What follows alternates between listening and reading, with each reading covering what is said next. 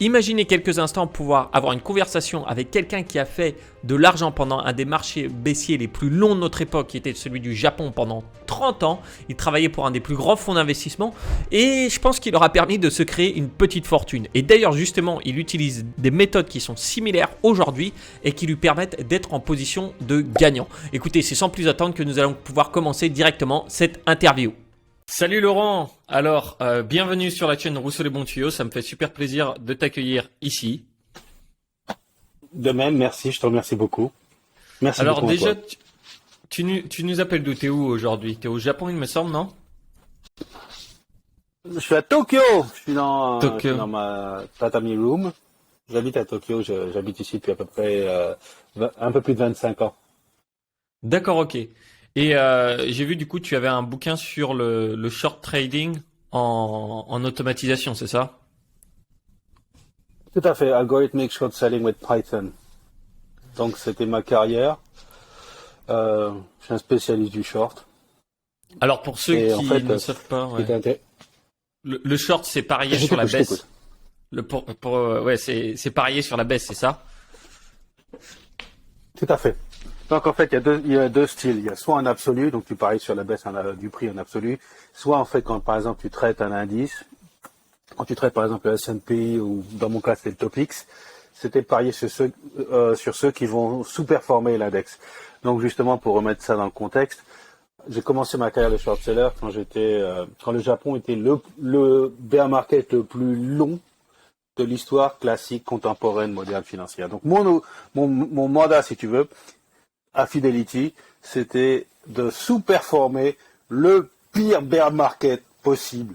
Et moi, étant quant, faisant ça dans un truc fondamental, je veux dire, c'est bon, quoi. Le jour où il y aura la troisième guerre mondiale, j'ai intérêt à tomber sur un bon stash de Bordeaux et de Rhône, parce que entre les scorpions et les serpents et les cafards, il y aura que nous qui vont survivre. Moi, je suis capable de survivre n'importe quoi, là. Tu peux m'envoyer Poutine, vas-y, ou comment ça s'appelle, la Kim Jong, allez, vas-y, balance ta bombe, Kim là, Jong. balance ta bombe. Vas-y, allez, envoie ta bombe, là. Si t'as assez de piles ou si t'as assez de diesel pour que ton truc il arrive au Pour Japon, l'envoyer. c'est bon, balance ta bombe. Ouais. Ouais, c'est bon, je pense En qu'ils en ont eu général, assez là-bas des bombes quand même. ouais, voilà. Mais tu sais, Kim Jong-un, il arrête pas de balancer des bombes, là. Enfin, il envoie des missiles, mais le problème, c'est qu'il a pas assez de piles. Ça marche pas. Tu sais, les fils de guidage, là, les fils de guidage en cuivre, ça marche pas, cette Ouais, saloperie, là. Merde, on a plus de cuivre. Ah. je Enfin, bref, comprends. voilà, quoi. Du coup, ok, d'accord. Donc sur le short, et c'était combien d'années le bear market au Japon? Oh la vache, ça a commencé en 92 et ça a fini en 2012. Donc 30 ans, quand même. Faut le faire, hein. Ah ouais. Est-ce que c'était la Donc, chute des dragons 2012, non. d'Asie, c'était ça 92, 2000, ou non, 20 ans, 20 ans. 20 ans de bear 20 market. ans. Euh, en fait, c'était, tu vois, la bulle japonaise dans toutes les années 80. D'accord. Où les Japonais ils pensaient avoir ah, ça y est les gars, on est prêts là, on va créer la vie à partir d'un bloc de carbone. Oh la vache, tu vois, les mecs étaient tellement devenus arrogants sur deux, etc. C'est assez rigolo. Et moi je suis arrivé Hmm. littéralement à la fin de ça. D'accord. Qu'est-ce qui t'a amené à Donc ça justement?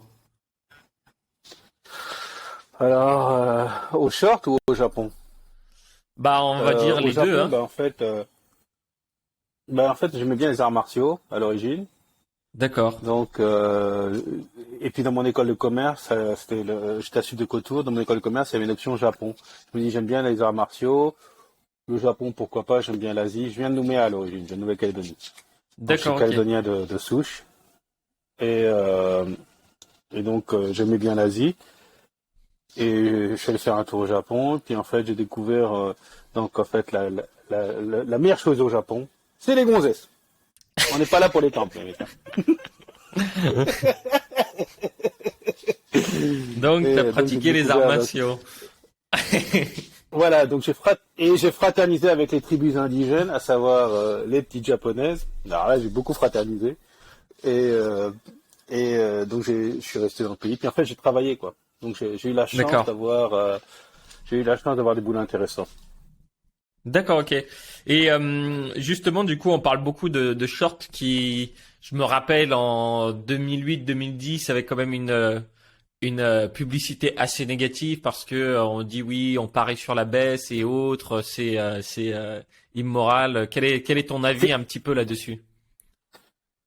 Alors, donc, tu vois, en fait, c'est marrant parce que donc, mon métier, c'était short seller. Je me souviens de dire ça, par exemple, à une maman, et elle me fait quoi? Vous travaillez dans la finance, monsieur? Oui, madame. Et vous faites quoi? Je suis short seller. Elle, elle ramène ses enfants vers elle, elle se dit, ça y est. Instinctivement, il fallait qu'elle les protège. Je fais, écoutez, madame, je vais être franc avec vous. Mon docteur, il m'a dit d'arrêter de bouffer les gosses parce que c'est pas bon pour le cholestérol. Et là, vous essayez de me croire en plus. Ouais. Arrêtez de bouffer les gamins. J'arrête de dévorer les gamins, madame. Franchement, c'est pas bon pour mon cholestérol. Et là, vous allez me croire, elle est là, elle est terrifiée. Madame, c'était une plaisanterie. Et tu sais, en fait, mon métier a tellement mauvaise publicité que même les gars, en fait, comme la finance de marché, c'est quand même l'industrie qui, par excellence, tout le monde aime détester. Et même quand les D'accord. mecs dans mon industrie me méprisent, tu dis que franchement, là, on a un déficit d'image assez conséquent. Mais Ouais. ceci étant dit, en 2008, par exemple, j'avais vraiment le front row seat. Et en fait, ma discipline, et je pense que c'est la discipline la plus importante du marché. On va y revenir si tu veux.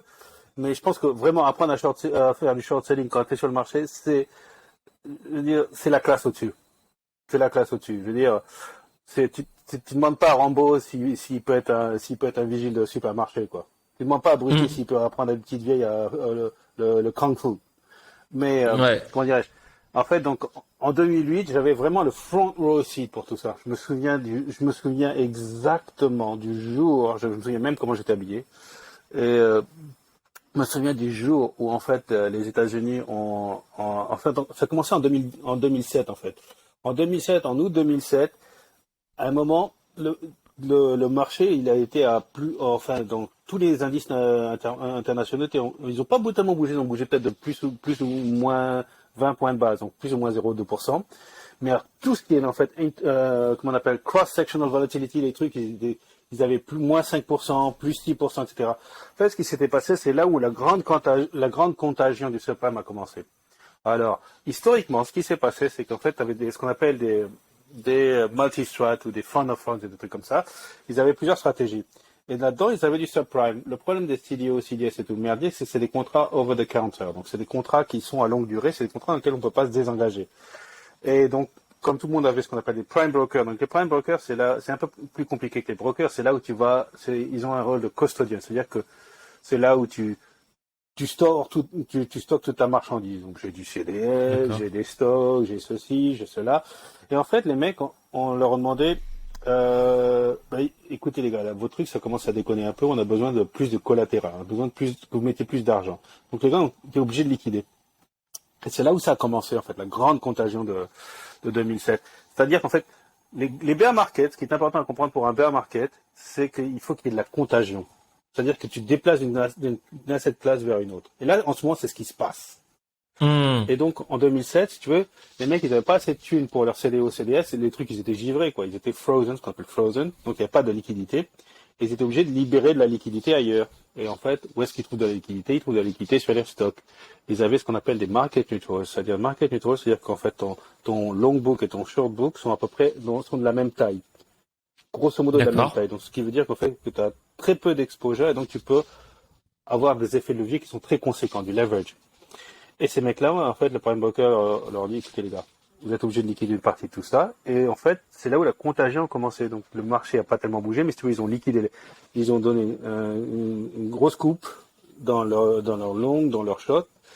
Et là, je me suis dit, oula, une grosse dislocation. Je me souviens, c'était le 18 août 2007. Je me suis dit, là, ça commence mal. Et après, je vois cette personne qui s'appelle Karen Weaver, qui était à Deutsche Bank. Elle s'occupait du CDO, CDS, et elle me dit, en fait, aux États-Unis, donc il y a tout ce glacier de CDO, CDS qui commence à déconner. Je dis, mais alors, madame, à part les CDO, CDS, qu'est-ce qu'on achète à crédit? Me fait soit ta maison, soit ta bagnole. Je regarde, je fais, mais attends, donc alors, je rentre au Burling, je regarde, je fais, ah putain, tous les Japonais, ils sont tous sur les côtes, etc. C'est là où les CDS commencent à déconner. Alors je dis à mon patron, on va shorter Honda. Il me regarde, il fait, t'as besoin d'une bière, toi. D'accord. Sur quand même Honda. Et c'est quoi les CDO, CDS? CDO, CDS, c'est Credit quoi? Default Swap, Credit Default Credit. Obligations, donc ça c'était les subprimes, et CDS c'était D'accord, Credit ok. Default Swaps, donc Ok. c'est les dérivés. Ensuite, C'est les dérivés des crédits. Ok, d'accord. Ok. voilà. Et après, tu avais des dérivés, etc., etc. Et en fait, donc tous Ok. les fonds de pension, que ce soit les Nordiques, que ce soit les Américains ou les Européens, ils étaient tous blindés de ces saloperies. Et ça a déconné.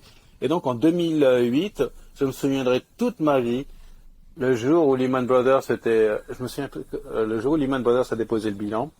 En fait, je me souviens de deux moments. Le jour où en fait les États-Unis, alors ça c'était assez rigolo en fait, parce que là j'étais vraiment au boulot à ce moment-là.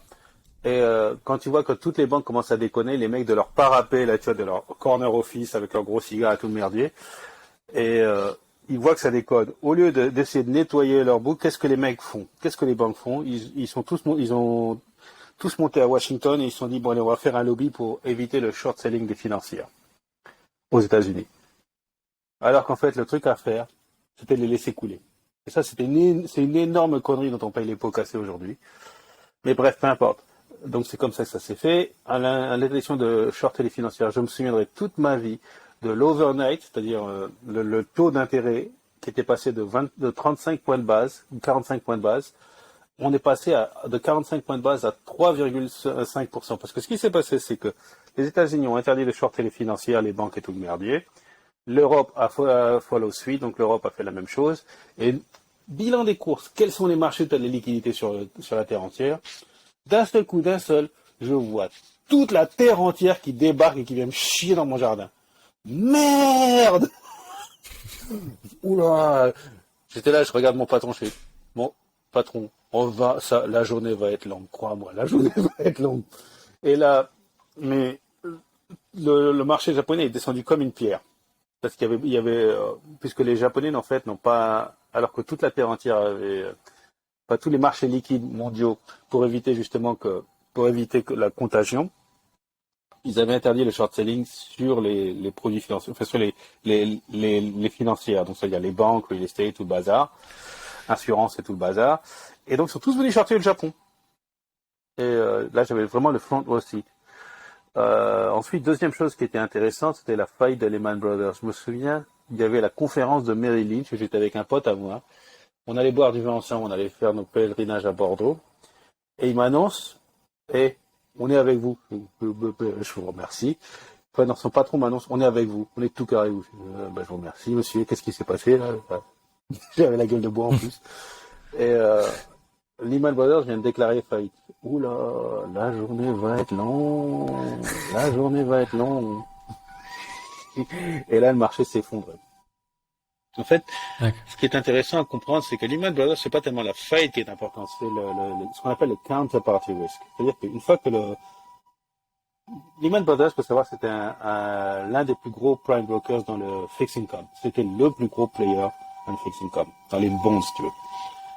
Et quand eux, ils sont cassés la gueule, t'as des milliers de trades qui n'ont jamais été settled, qui n'ont jamais été, je sais pas comment on dit settled en français.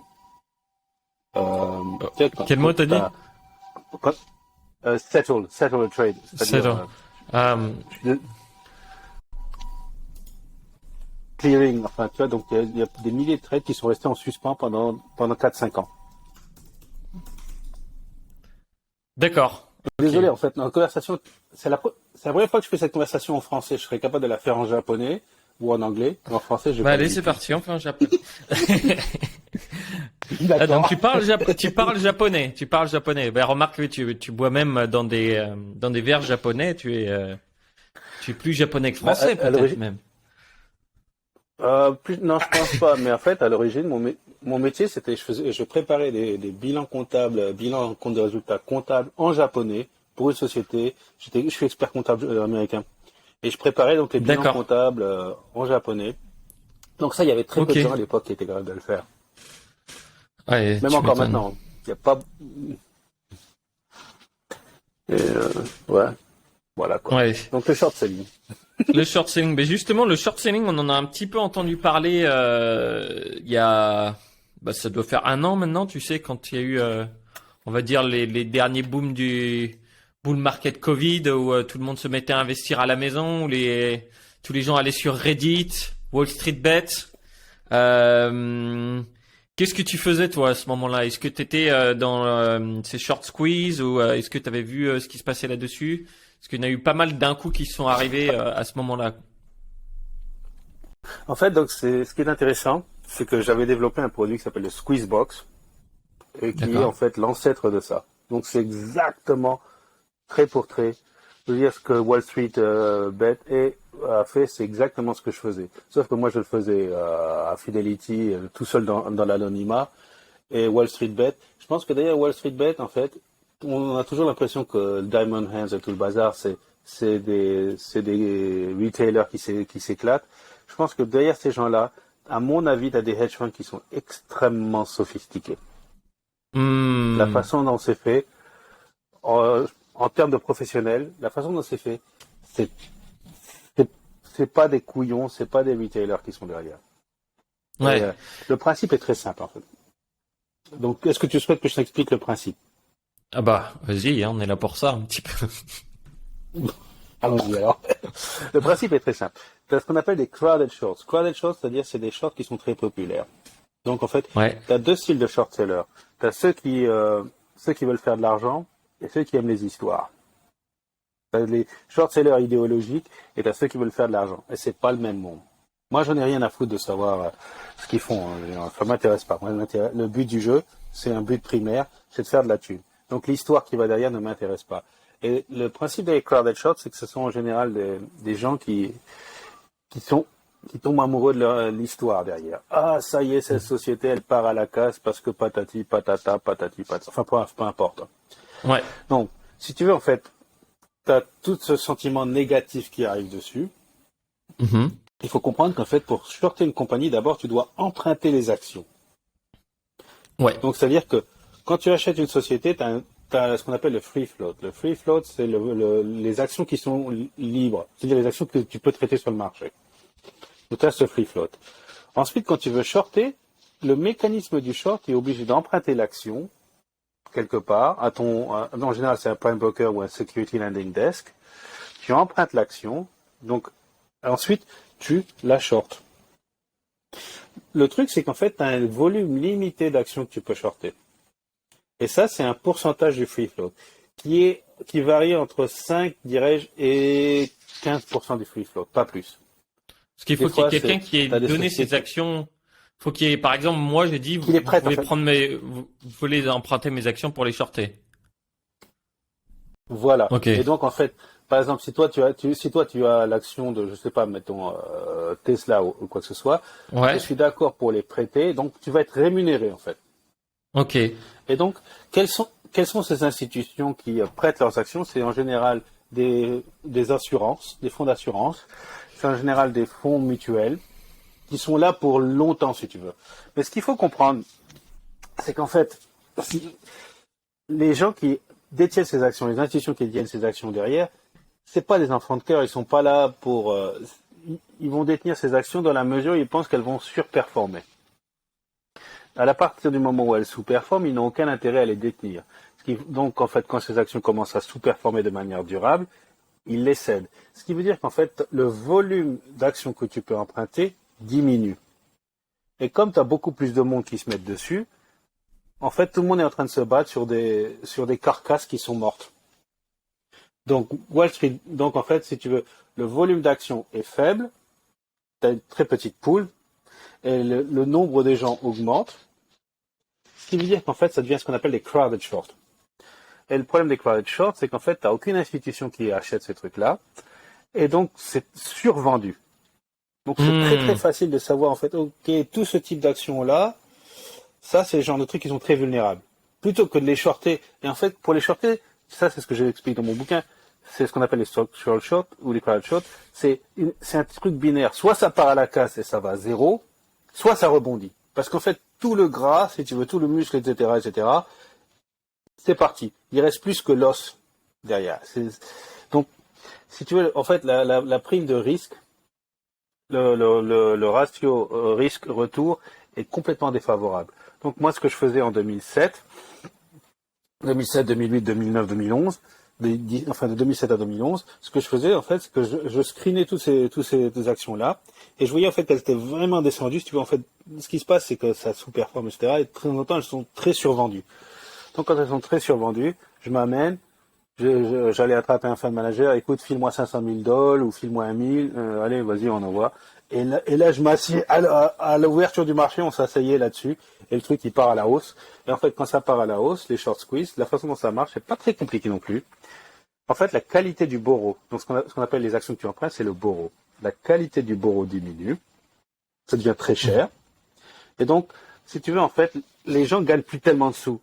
Et ils ont des stop loss qui sont assez près. Donc, le but du jeu pour toi, quand tu achètes, faire un short squeeze, c'est de déclencher ces stop loss. Et là, c'est comme si tu déclenchais un champ de mine. Le premier arrive, ce qui va ensuite pousser le prix vers le haut, qui va déclencher le deuxième, et là, c'est là que l'avalanche commence. Donc ça, c'est un peu le Wall Street.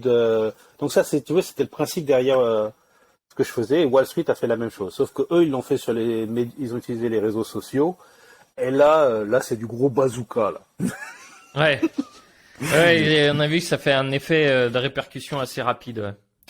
Bon, ça s'est pas si bien fini que ça, mais parce que beaucoup utilisaient la plateforme Robinhood et Robinhood avait bloqué la vente ou les achats, je ne sais plus. Ils avaient bloqué l'achat, je crois.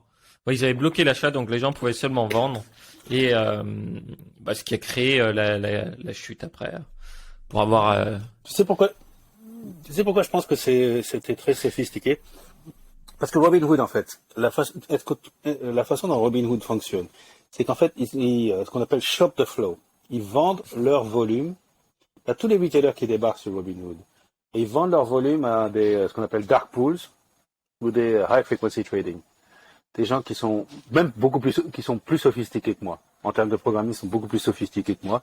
Et qui, en fait, arrivent à sentir le volume. Donc, c'est pas anodin que ce soit Robinhood. Parce que, Robinhood, c'est tout sauf des enfants de cœur. C'est vraiment pas des enfants de cœur. C'est-à-dire qu'en fait, ils vendent le flow. Ça se comprend en français, le flow, le volume. Ouais, ils vendent le volume des retailers. Le volume, ouais. Le flux. Voilà. Ils vendent le flux des retailers à des institutions qui sont très prédatrices à l'origine. Ouais. Et donc, c'est pour ça que je pense que derrière ça, tu as des gens qui sont très très sophistiqués, qui sont vraiment pas des enfants de cœur. Ouais, j'avais vu, je sais plus quelle entreprise était derrière, mais cette entreprise aussi avait des liens avec Robinhood, donc il y a peut-être eu, ils ont dit qu'il n'y a pas eu de communication entre les deux, mais bon, on ne sait pas. En tout cas, toujours est-il que de bloquer les ordres dans un sens, c'est quand même assez étonnant. C'est quand même assez étonnant. Et d'ailleurs, on voit aussi beaucoup ça dans les cryptos, les mouvements dont tu parlais en ce moment, où en fait le risque et la contagion est déplacé d'un endroit à un autre. Avec l'explosion d'un exchange, les fonds vont vers un autre endroit, mais il y avait des mecs derrière qui avaient déjà plus de sous, et donc on a des implications, réplications avec non pas, je pense pas que c'est des shorts, mais c'est plutôt ils ont des positions leverage ou long qui sont adossés à un collatéral, mais ce collatéral est en chute libre et donc du coup ils peuvent être liquidés. Voilà. Et en fait, quand tu revalorises le collatéral, ça te force à toi de mettre un margin call en fait. Ça te force à libérer, à mettre davantage de thunes. C'est pas bon ça. Ouais, donc c'est l'effet boule de neige quoi, ou plutôt du champ de mine. Je pense que le champ de mine est pas mal comme analogie. D'accord, ok, ouais, donc et ces mouvements-là, est-ce que tu penses que justement les short squeeze ou les longues et compagnies qui sont over leverage, est-ce que c'est ce qu'on va voir aujourd'hui dans notre condition économique? Qu'est-ce que tu as vu par rapport au climat un petit peu de crise ou stagflation, récession qu'il y a? On va parler plus peut-être sur l'Europe et les États-Unis. Ah, d'accord. En fait, ce qu'on a là, c'est le changement de régime. Donc, il y a un truc à Ray Dalio, sur YouTube, il a fait une excellente, il a fait 2-3 vidéos excellentes sur en fait le debt cycle, le cycle de la dette. De la- Et en fait, et, euh, et là on arrive en fait à la fin d'un cycle long de dette et qui coïncide aussi avec la fin d'un cycle court. Donc en fait, comment est-ce que marche la dette? Et d'ailleurs, c'est très visible aux États-Unis. J'avais downloadé. Je peux t'envoyer si tu veux. J'avais downloadé les data de la Fed Saint-Louis. C'est leur organisme de recherche de la Fed aux États-Unis. Et en fait, j'avais mis sur un même graphe, j'avais rebasé sur un même graphe, comment ça s'appelle, la consommation, le Mhm. housing price, Mhm. l'inflation et wage growth. Wage growth, c'est les salaires, la hausse des Ouais, salaires. Tu vois l'évolution qu'en des fait, salaires. les salaires l'évolution des salaires a toujours été inférieure à l'inflation aux États-Unis. Ceci étant dit, la consommation est énorme. Donc, ce qu'ils ont fait, en fait, c'est qu'ils ont, et ils le font très souvent, ça s'appelle HEL, Home Equity Loan. Ils, la revalorisation du housing, donc de l'immobilier locatif, leur a permis de consommer. Et donc, si tu veux, en fait, tu as beaucoup d'augmentation de la dette. Donc, il y a beaucoup de surendettement. Et, euh, et donc, maintenant, on arrive à un moment où générer de la dette n'a plus d'impact sur la consommation, enfin, n'a plus d'impact sur la croissance. Donc, en fait, relancer l'économie avec de la dette, restimuler, ça n'a plus d'impact. Et la raison, en fait, c'est que ça crée de l'inflation. Hmm. Et donc ça, c'est vraiment la fin d'un régime. Et ça arrive, c'est ce qu'on appelle, ce qu'on a étudié à l'école, ça s'appelle les cycles de Kondratiev. Manquait plus que ça. Et donc c'est des cycles longs de la dette où maintenant, t'as- avec l'inflation, la Fed est forcée, n'a plus le choix en fait. Ils sont forcés de monter les taux. Parce qu'en fait, il faut savoir que l'inflation, la- les Allemands sont terrifiés de l'inflation. C'est ce qui a donné Weimar, c'est ce qui a donné Ouais. Hitler. Les Sud-Américains sont terrifiés de l'inflation. L'Argentine, le Mexique. L'inflation, ça mène les gens dans la rue. Ça change la vie. Et donc, entre maintenir l'emploi et l'inflation, ils n'ont pas le choix. Je me souviens en 2018, j'avais écrit sur Quora à l'époque.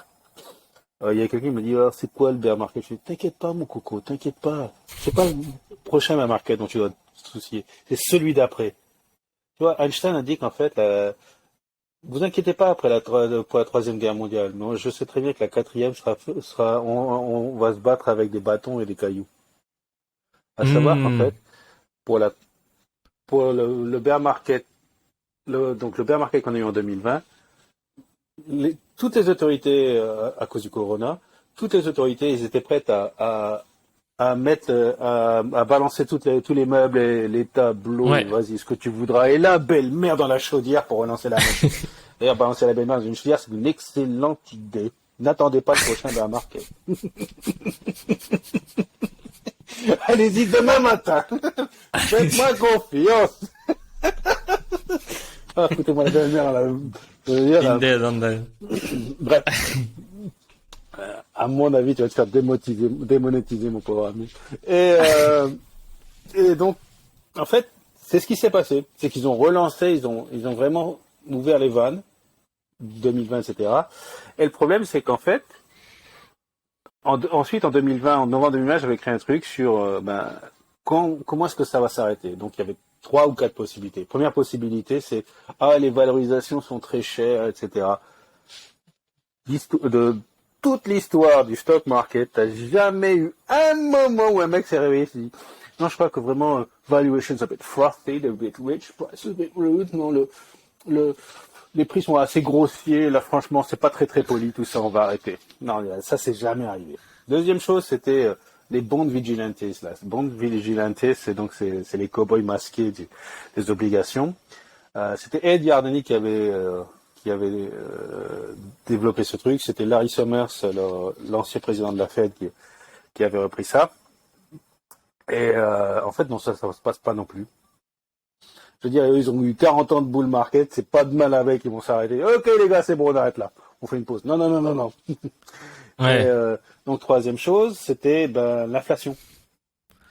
Et l'inflation, c'est tenace, ça met les gens dans la rue.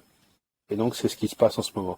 Donc le régime qu'on a là, c'est un régime qui est exceptionnel, qu'on n'a pas vu depuis les années 70. Et d'une, et ensuite qui remonte, et donc le prochain développement, c'est ce qu'on a vu dans les années 30, post-crash de 1929. Ouais, donc, C'est-à-dire ok. on va y avoir une série de stop and go. Donc, ouais, donc si on Donc on remonte n'a aux pas de années développement 70, immédiat. ouais, dans les années 70, je connais pas exactement la situation de la crise, mais pour toi, elle serait similaire à ce qui s'était passé là aujourd'hui. Ou ce qui se passe Je pense en que ce c'est le moment parallèle. Je pense que c'est le parallèle le plus direct. C'est-à-dire D'accord. qu'en fait, tu avais beaucoup d'inflation. Ouais. Qui a été Pour dû à combattre quoi? l'inflation, bonne question. J'en Parce sais qu'ils rien. ont eu. Parce que c'est En fait, après quoi? l'inflation, non, c'est à quoi. En fait, Après l'inflation, c'est pas très les. compliqué. L'inflation, Ouais. Trop d'impression. c'est une mauvaise politique monétaire à la base. Voilà. Ouais. Donc, l'inflation, elle est créée à Washington dans les mecs, ils s'endorment sur la presse, ils s'endorment sur le bouton, puis voilà. Et c'est pas très compliqué à l'époque. Je crois qu'il y avait la guerre du Vietnam. Donc ça, en fait, les guerres, c'est assez inflationniste à la base. Hmm. Donc, Et c'était majoritairement aux et puis États-Unis, du coup, c'est ça? voilà, et aussi tu avais le gold standard. Donc c'est quand tu as beaucoup d'inflation, etc. Et que il y avait cette dislocation du gold standard en 1973. Il y a eu, je crois que c'est Bretton Woods. Non, c'est Bretton Woods, c'est 45. Ouais. J'ai oublié. C'est les accords non, Plaza, c'est 85. Enfin, j'ai oublié. Mais bref, il y a beaucoup d'inflation. Il y a beaucoup d'inflation aux États-Unis, beaucoup d'inflation en Angleterre. Et tu avais aussi pas mal d'économies dirigistes.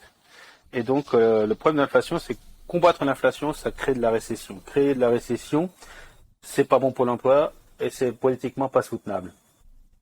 Donc quand c'est pas soutenable, en fait, avec ce qu'on appelle le stop and go. Donc on est obligé de monter les taux parce qu'il y a de l'inflation, mais on peut pas tuer l'inflation parce que ça va bousiller le plein emploi. Et donc il y a eu beaucoup d'alternance. Jusqu'en 81 ou 82 où il y a Paul Volcker qui a justement mis un frein à tout ça. De quelle façon? Et il est arrivé, il a monté les taux de manière assez brutale et assez agressive et il a tué l'inflation. D'accord. Donc, C'était pas populaire, mais, mais ce qu'il a fait en même temps, il y a eu une dérégulation aux États-Unis. Donc t'avais beaucoup de réglementations administratives inutiles et ils sont arrivés avec beaucoup de déréglementation. Aussi une déréglementation des financières. Tu avais ce qu'on appelle depuis 1929, tu avais ce qu'on appelle le Glass-Steagall Act. En fait, donc tu avais une séparation entre les banques d'affaires et les banques de commerce. Avant, en 1929, c'était les mêmes banques qui prêtaient, qui prenaient les emprunts, enfin les dépôts des retailers et qui se servaient de ça pour aller investir sur le marché. Le problème, c'est qu'en fait, quand tu avais ce qu'on appelle des bank runs, quand tu avais des banques qui avaient des crises de liquidité, ça pénalisait les retailers. Donc en fait, c'est pour ça qu'il y a eu cette scission en 1929 entre les banques de détail et les banques de marché. Arrive Glass-Steagall, ils ont fait bon, allez, arrive 1980, allez, on fait de la déréglementation, ce qui veut dire que tu as des entreprises comme Citibank qui ont pu à nouveau prendre les dépôts des retailers, gonfler leur bilan et utiliser ça pour aller faire des M&A, etc. Donc toute cette vague qu'on a eue de Wall Street, le film, les corporate raiders, etc., ça vient de cette dérégulation. Donc si tu veux, tu avais d'un côté Paul Volcker qui a cassé l'inflation avec des taux qui étaient qui ont fait leur boulot, mais tu as aussi beaucoup de déréglementation dans pas mal d'industries, l'industrie des airlines, l'industrie des banques, etc., etc. ah, d'accord, ok, ils ont ouvert. D'accord, il y a eu des choses qui ont changé là-dessus. Et si on compare du coup les années 70 à aujourd'hui, qu'est-ce que ça veut dire? Où est-ce que l'investisseur particulier, où est-ce qu'il devrait regarder? Vers quelle direction? Est-ce que c'est un climat qui est là, il doit prendre peur, ne plus rien faire? Qu'est-ce qui, dans quelle direction au moins il doit regarder pour ses D'accord. investissements? t'as une idée. Ouais. Mais en fait, moi, je fais que du trading automatique, donc si tu veux, j'ai pas, je cherche pas à comprendre pourquoi j'achète ou je vends. J'ai un signal, je le prends, et 6 mois plus tard, c'est pour ça que j'ai acheté ou c'est pour ça que j'ai vendu. Donc, les prédictions macro, etc., ça fait longtemps que j'ai arrêté. Et ceci étant dit, j'avais prédit 2008. Hein. Mais je me dis, non, ça marche pas, je suis pas assez bon pour ça. Et je connais pas de gars qui le soit. Et ceci étant dit, j'ai quand même prédit la crise de 2008. Donc, où est-ce qu'il faudrait mettre sa thune? Quand tu as de l'inflation, déjà, il faut la placer. Le problème, c'est qu'en fait, aller la placer sur le marché et que le marché va prendre une tarte. Là. Il y a beaucoup trop d'optimisme encore. Dans toutes les asset classes, il y a encore beaucoup trop d'optimisme. C'est malheureux à dire, mais on est... Pour moi, je trouve qu'on est dans un problème où on veut pas aller sur le marché, on hésite parce que peut-être voilà il y a trop d'optimisme, mais aussi on veut pas rester en cash parce qu'il y a la peur de l'inflation et aussi la peur des chutes bancaires. Du coup, tu te retrouves un peu le cul entre deux chaises et tu dis qu'est-ce que je fais? Bon all in en crypto. Non, je plaisante, mais ça pas très bien marché ça. Hein. Non, non. Mais en fait, du coup, c'est ça. Je pense que c'est la grande interrogation des retail aujourd'hui et l'investissement en général, c'est ça en fait. C'est qu'est-ce qu'on fait parce que on a une menace de crise immobilière, on a une menace de crise on a une menace de crise sur tous les assets de classe. Et normalement, le capital va d'un endroit à un autre. Du coup, je pense que c'est ça la grande question, c'est où est-ce que va se retrouver tout le capital, quoi. Tout à fait. Ça. Tout à fait. Mais là, je pense qu'on est dans une période de transition. Tu vois, il y a un meme sur Internet où t'as le cul du Titanic comme ça, puis t'as les gars qui sont en haut à la poupe du Titanic qui font. Mais on nous a dit que c'était un bear market, c'est quoi cette histoire, bande de clowns?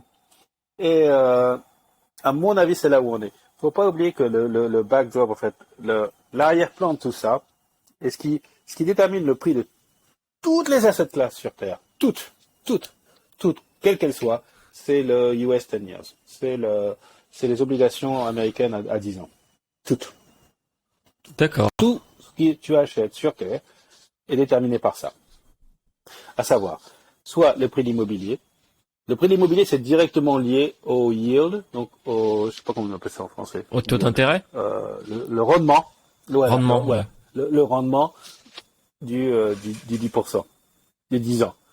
Donc ça, c'est l'immobilier. Le bond market, c'est lié à ça.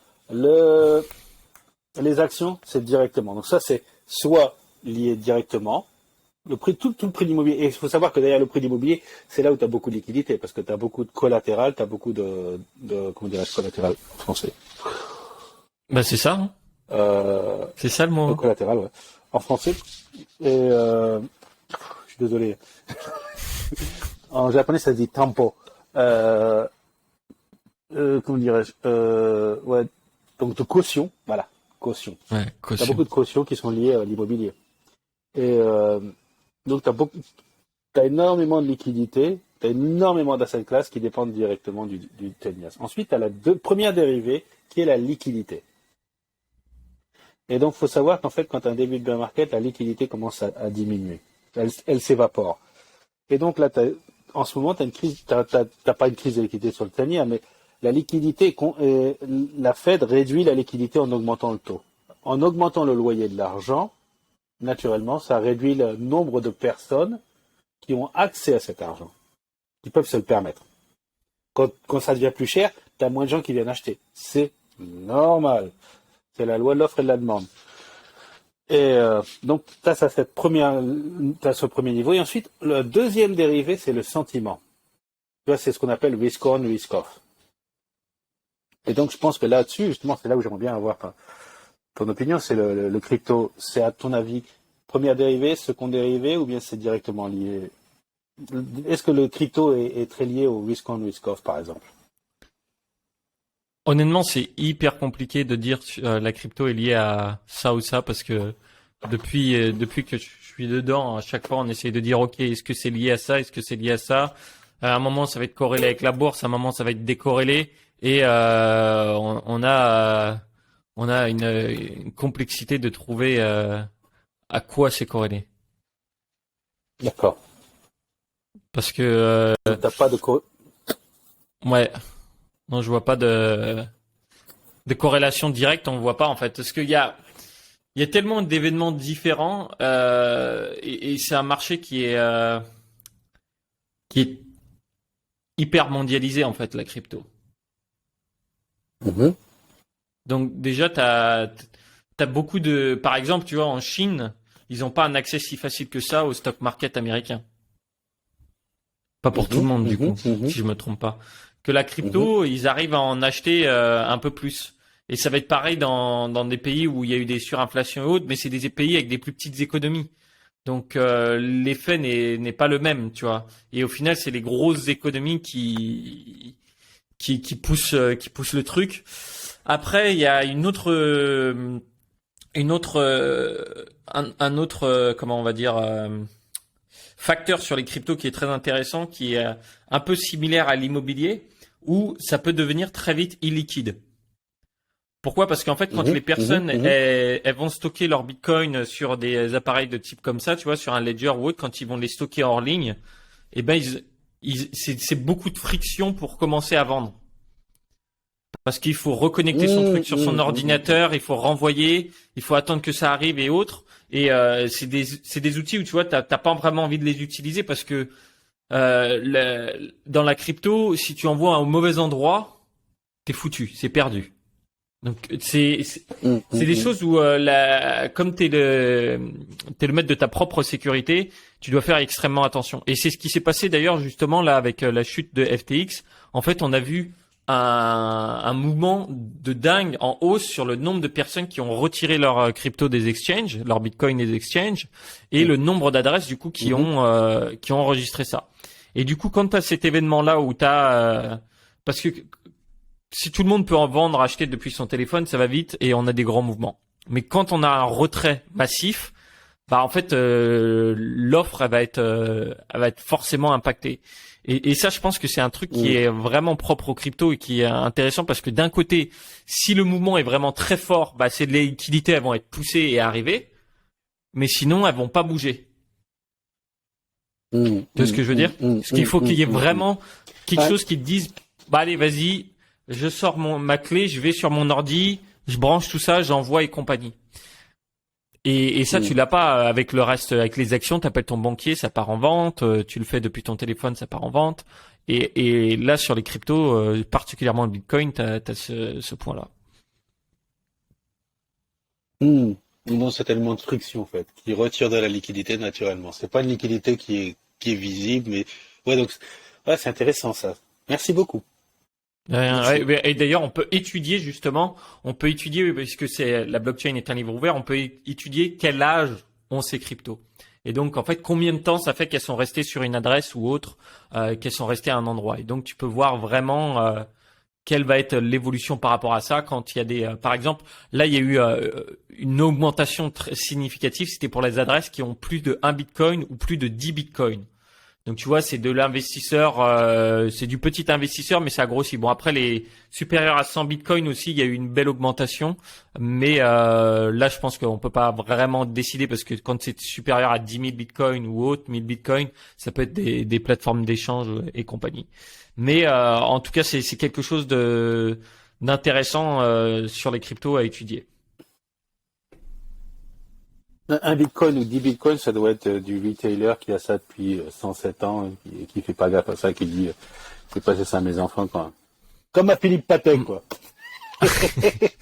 Ouais, c'est un peu ça, ouais, c'est sans doute parce que t'as un marché d'un côté qui est vraiment hyper liquide et d'un autre côté enfin liquide en soi où on peut acheter et vendre facilement et d'un autre côté tu peux prendre une route qui va être vraiment illiquide ou plus avec plus de friction. Euh, et du coup bah au final pour l'investisseur lambda on sait pas trop où regarder aujourd'hui à part Mm.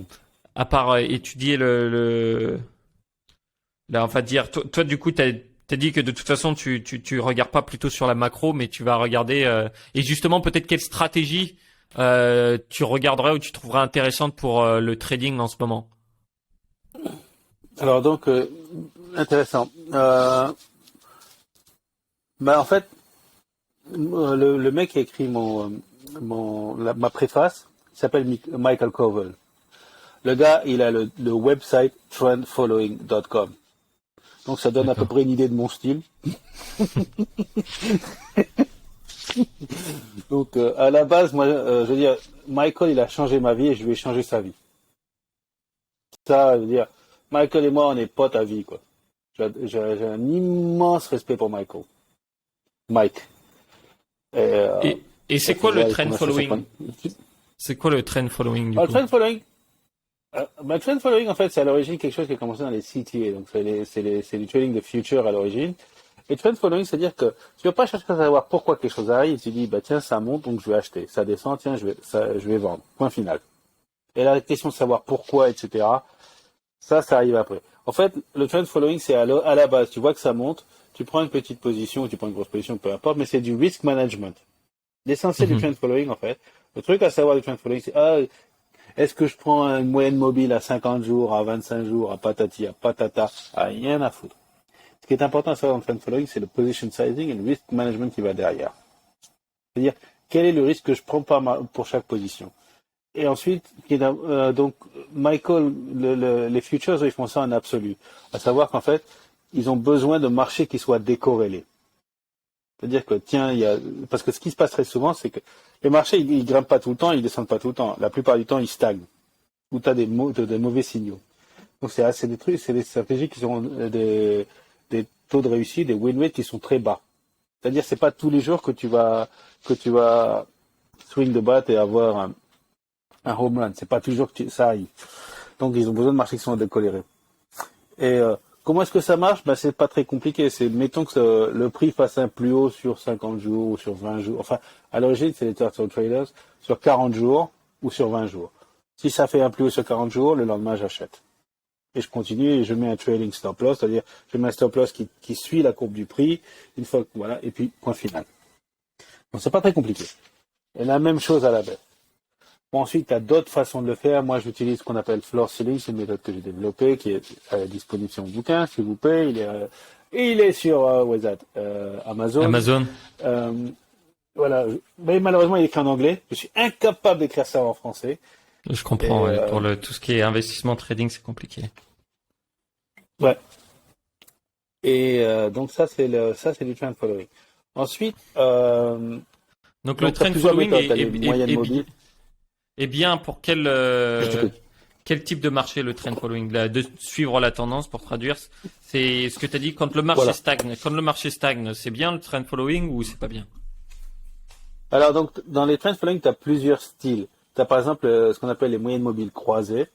Donc ça c'est le grand classique, c'est-à-dire que tu as une moyenne mobile à court terme et tu as une moyenne mobile à long terme. Quand la moyenne mobile à court terme dépasse la long terme, tu as une accélération du momentum. Voilà. Et vice-versa à la baisse. C'est asymétrique, mais on y reviendra plus tard.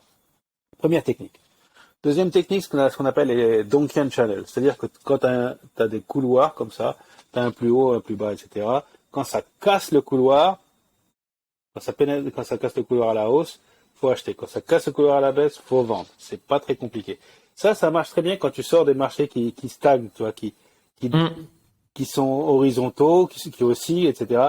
Et boum, là, tu casses le couloir à la hausse, tu casses le couloir à la baisse. Ça, c'est excellent, ça marche bien, ça. Ça marche bien. Ça, c'est ce style de trend following qu'il faut faire quand tu as des marchés horizontaux. Les moyennes mobiles, c'est plus intéressant pour en sortir. Donc, mettons que tu as un couloir horizontal, ça casse à la hausse, et après, pour en sortir, parce que t'as pas non plus envie d'attendre, etc. Quand ça casse, quand tu as un croisement, ça te permet de sortir ou de mieux gérer ton risque, dirais-je. Donc ça, c'est les deux styles intéressants. Et ça marche bien. Dans quel type de marché ça marche? Il faut savoir que, par exemple, depuis 2008, on a eu beaucoup de QE, quantitative easing. Donc beaucoup d'injections de cash de la part des autorités monétaires. Ce qui veut dire que quand ça se passe, ça lamine en fait toutes les inefficiencies du marché. Donc le trend following marche très très mal dans ce type de marché parce que toutes les inefficiencies sont laminées. Comme tu as énormément de cash, tu n'as pas beaucoup de place pour avoir des dislocations du marché. Et Donc, là, du coup, pour le coup, ils vont sans doute arrêter quantitative easing. Donc, Et donc là, justement, quand la liquidité s'évapore, les gens ont ce qu'on appelle une inertie. Les gens n'ont pas... Si tu veux, mettons que tu as un éléphant à sortir, ou mettons que tu as un camion à décharger, si tu le décharges par une petite porte, ça va te prendre du temps, tu vas avoir beaucoup d'impact. Et donc, ou bien quand tu essaies de vider une bouteille. Le meilleur exemple, c'est quand tu essaies de vider une bouteille. Quand ça passe par le goulot et que le goulot est étroit, ça prend du temps, tu vas avoir de l'impact. C'est ce qu'on appelle le market impact, l'impact de marché. Et donc, c'est là où, justement, tu peux avoir des dislocations qui peuvent arriver et le trend following a tendance à marcher. Est-ce que ça a un sens? Ouais. Et justement, qu'est-ce que ça donne le trend following en ce moment? Ça cartonne du tonnerre de Dieu. D'autres questions? C'est quoi les chiffres du tonnerre de Dieu? Ça veut dire quoi à peu près en chiffres? Là, tu le fais avec tes algos, je suppose. Mais voilà, je le fais avec mes algos pour moi et c'est bon, là j'ai de quoi payer mon loyer pendant les 4 ans à venir. Pendant les 4 ans à venir? Ouais, c'est bon. T'as dit ok. Et c'est le loyer à Tokyo. Hein. Donc, mais le rendu en pourcentage, si tu pouvais faire un pourcentage par mois pour donner une idée, qu'est-ce que c'est à peu près? Disons que par exemple en year to date, ça peut faire entre 40 et 70%, tout dépend ils sont très corrélés. Donc tu vois par exemple tous les CTA, ils sont entre 40 et 70%, etc. dans ce zoo-là. Quand tu peux le faire en private, tu peux avoir des rendements qui sont supérieurs. Mais c'est aussi des courbes de risque qui sont différentes. Donc, ouais, tu peux avoir des baisses. Ouais. Ah, tu le sens passer. Et donc, c'est pas un truc que tu peux faire en professionnel. Donc, est-ce que par exemple, une baisse, un mauvais jour, c'est quoi comme impact? Mon plus mauvais jour, c'était moins 6%. Moins 6%, d'accord. Et d'ailleurs, une journée. Ouais, moins 6%. Ouais, tu le sens passer, là. Et une fois, j'ai dit, il y a une femme, oh la vache, je viens de perdre 6%. Je lui ai dit la somme. Oh merde, qui a été là, toutes les assiettes par terre. T'inquiète pas, je ramasse. Oh, elle était pas contente, là. Oh, elle était pas contente. Oh mon Dieu. Elle était pas contente. Je te fais jamais la thune. Je fais, tant mieux, j'en ai pas besoin. J'en ai pas envie. Et une bonne journée, du coup, pour comparer, c'est combien? Une bonne journée, donc là, moins 6%, c'était ma plus mauvaise journée sur Terre. Year to date, enfin pas year to date, c'est inception to date. Et ma meilleure journée, ça a été plus 12%. Bon, ça aussi, c'est des trucs qui sont exceptionnels. C'est-à-dire que c'était un coup de bol. Et là, du coup, t'as dit à ta femme, elle a dit quoi? C'est pas réplicable. là, j'ai rien dit. C'est surtout pas ce que tu vas dire. Ouais. C'est surtout pas, tu rigoles quoi. Quand t'es marié, je veux dire, quand t'as une copine, tu peux dire je fais du plus 12%. Tu peux dire je peux faire même du 15%. Quand t'es marié, tu fais, ma chérie, je viens de prendre un moins 3%, je viens de prendre un moins 4%, je viens de prendre un moins 6%. Tu sais pourquoi? Parce que le jour ça va partir en sucette, elle dit, non! Tu gardes tes saloperies. Donc quand t'es marié et quand t'as une copine, c'est deux visions du monde qui sont antagonistes. Ok. Est-ce que je vois bien? Sinon, tu lui dis, t'as fait plus de 12%. Ok, bon, elle part chez Balmain. Allez, boum, le Birkin, le machin, tac. Voilà. Tu peux pas te défendre. Tu prends tes os dans le nez. Ok. Mais je croyais que ça marchait bien. Et merde. Il faut du coup être armé mentalement, je pense, pour quand tu fais ce type de trading là. Après, j'ai vu qu'il y avait quelques ETF sur le trend following que j'explorerai qui peuvent être intéressants. Mais écoute, merci Laurent pour cette conversation. C'était vraiment très intéressant. Écoute, j'espère que ta stratégie va continuer de fonctionner et de toute façon, vu les conditions de marché, je pense que oui. T'es en bonne voie là-dessus. C'est peut-être ton dernier marché ou ton dernier cycle où tu penses trader comme jusqu'à la fin, à la Warren Buffett? Ben, en fait, c'est une bonne question, ça. Et en fait, c'est une excellente question.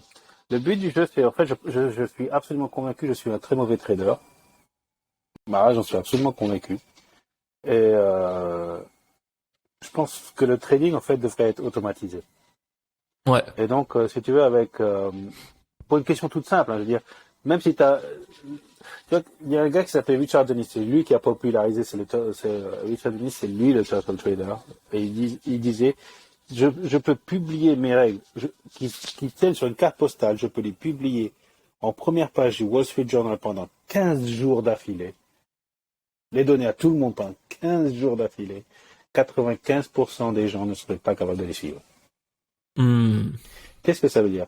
Ça veut dire qu'en fait, avoir des règles, c'est simple, mais les appliquer, c'est comme si tu étais c'est comme quand tu es en temps de guerre, etc. Quand tu as des balles qui sifflent, quand tu as des grenades qui t'explosent en pleine tronche, c'est très, très compliqué de garder son calme. Et il faut savoir qu'en fait, l'argent, ça, c'est dans toutes les couches de la pyramide de Maslow. Donc en fait, ton rapport à l'argent, ton rapport à la performance, c'est très compliqué. 95% du trading, c'est mental. La seconde moitié, c'est des maths. Donc, c'est assez compliqué. Et donc, le but du jeu, pour moi, en fait, c'est d'automatiser. Et avec Scott Phillips, justement, on est en train d'automatiser cette plateforme. Donc, le but du jeu, pour moi, c'est d'arriver à automatiser de façon à ce que ça soit complètement délégué. Il faut savoir qu'en fait, c'est très intéressant. Il y a une corrélation directe entre la performance et le temps passé à regarder le marché. Et c'est une corrélation inverse. Plus les gens passent de temps à regarder le marché, moins leur performance est élevée. Ouais, c'est comme on dit, hein, par exemple, justement, une étude de chez Fidelity aux États-Unis, leurs meilleurs investisseurs, c'était ceux qui étaient décédés. Je ne comprends pas. J'ai bossé à Fidelity pendant, c'était mon shop pendant 8 ans. Et on peut refaire. Ouais. Ça m'intéresserait beaucoup de continuer à discuter avec toi, surtout d'apprendre les cryptos avec toi, parce que tu en connais énormément. Donc, ouais, vas-y, on pourra on pourra se refaire une autre session. Un rematch. À l'inverse, ouais. Rematch. Ok. Bah, écoute, Laurent, je te souhaite une très bonne journée. Je vois que tu as pas mal de boissons à boire. Je t'ai vu boire 3 trucs différents. Je me suis dit, je sais pas ce qu'il boit. Je me demandais s'il n'y en avait pas un, c'était un whisky ou quoi. Il est le matin quand même. Alors, café, ça c'est de la flotte que je viens de me faire, donc c'est de la flotte pétillante. Et là, c'est un copain à moi, qui s'appelle Olivier, qui était à l'origine winemaker, non pas winemaker, qui bossait chez Mouton et qui vient de développer son French Touch. Donc c'est un vin et il vient de m'envoyer un sample et donc je le goûté ce matin. Et c'était, voilà, bon, je me suis fait un petit verre de blanc, pas grand chose, quoi. C'est pas non plus me prendre une cuite à partir de 11h du mat, quoi. On va attendre quand même 1h de l'après-midi. Merde, c'est quoi cette histoire? Non, mais c'était quand même drôle parce que moi j'étais là, je me disais, mais qu'est-ce qu'il boit maintenant? J'étais là, puis en plus, la gourde, quand tu l'as ouvert, j'ai entendu, donc j'ai fait déjà, c'est du gazeux. Qu'est-ce qu'il peut boire en gazeux comme ça? D'accord, ok. Bon, bah, écoute, en tout cas, c'est une conversation bien intéressante. Et on te croira sur parole. Et je te dis à la prochaine, du coup, on fait le match retour quand t'es dispo. Allez, salut Laurent, ciao. Merci beaucoup, au revoir. Et pour ceux qui veulent aller plus loin, j'ai mis en bonus une fiche récapitulative de ce podcast dans la description. Vous avez juste à cliquer sur le lien.